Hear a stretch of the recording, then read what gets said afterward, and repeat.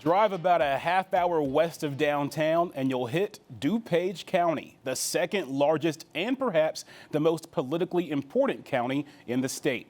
I got an inside look at how the suburbs have shifted from red to blue. It's good to be a Democrat in Illinois. The party controls every statewide office, supermajorities in the state legislature, and most seats on the state Supreme Court. But it wasn't always this way.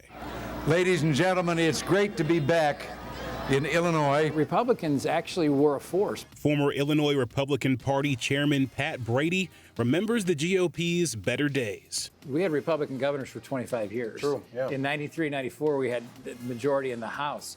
So the state used to be more like where you're from, more like Ohio. I think the demographics have changed. Elmhurst University political science professor Dr. Constance Mixon says it was the suburbs that kept Illinois politically competitive. Dupage County was one of the most solidly Republican counties in the entire country. And for more than a century, Republicans dominated Dupage County.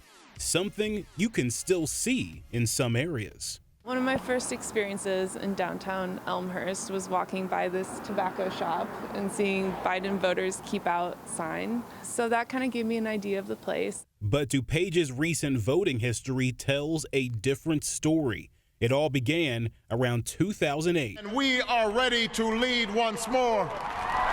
For the first time since 1852, Barack Obama, a Democratic presidential nominee, won Dupage County. It's a day progressive activist Flo Appel remembers well.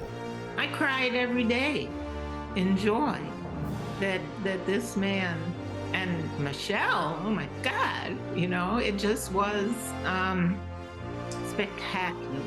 You might have thought this was just a one-off, right? Obama is from Illinois, so maybe that's why Dupage voted for Obama in this election. But in every presidential election since, Dupage has continued to vote Democratic. It's not just the presidency either.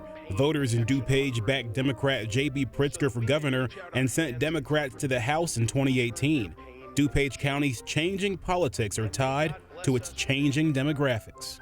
Today's suburbs are not all white, middle class, or dominated by families with traditional gender roles, and previously excluded lower income groups, ethnic minorities, new immigrants. They're now making their homes in suburbia. In 1980, Dupage was more than 95% white. By 2020, the non-Hispanic white population had dropped to 65%. Jim Zay is the chairman of the Dupage County Republican Party.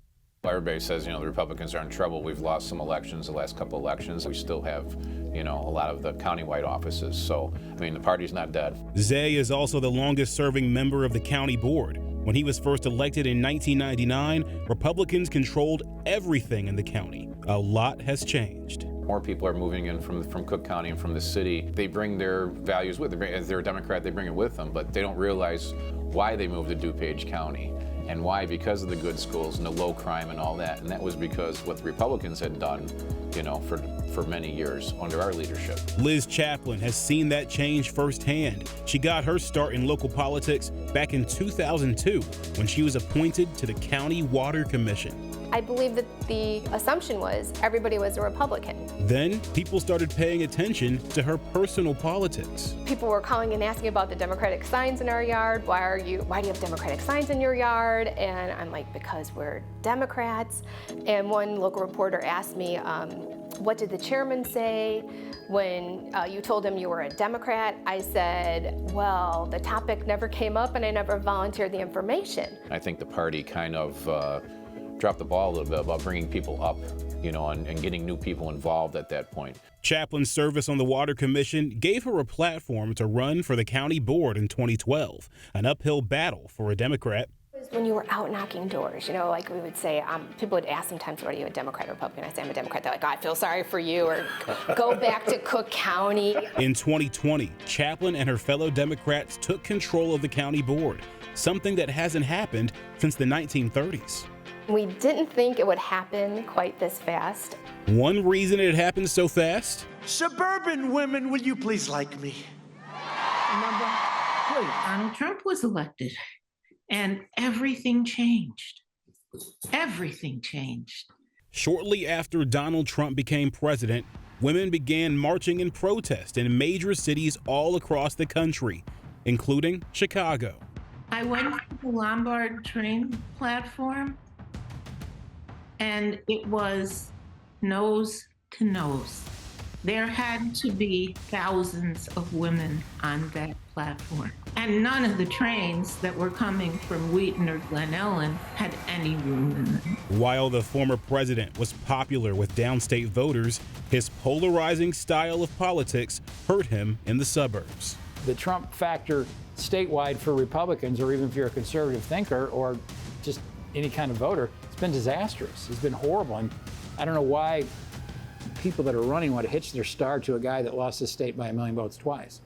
Even before Trump, DuPage County's politics started shifting, and it'll likely continue after him.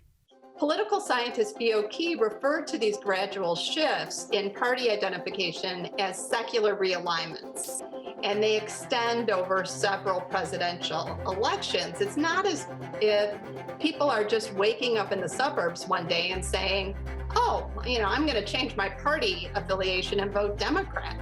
Despite these shifts, Republicans aren't giving up on the county.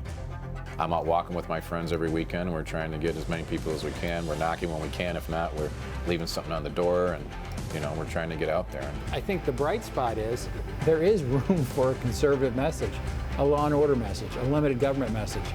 Don't spend more than you take in from a government perspective. Provide the essential government services, but don't spend too much. I think that's a message that can resonate. And it's the same story across most of the 5 counties bordering Cook County. They were all once solidly Republican, but started drifting blue in 2008. Now, McHenry County is the exception. It voted for Obama in 2008, but has since gone back to voting Republican.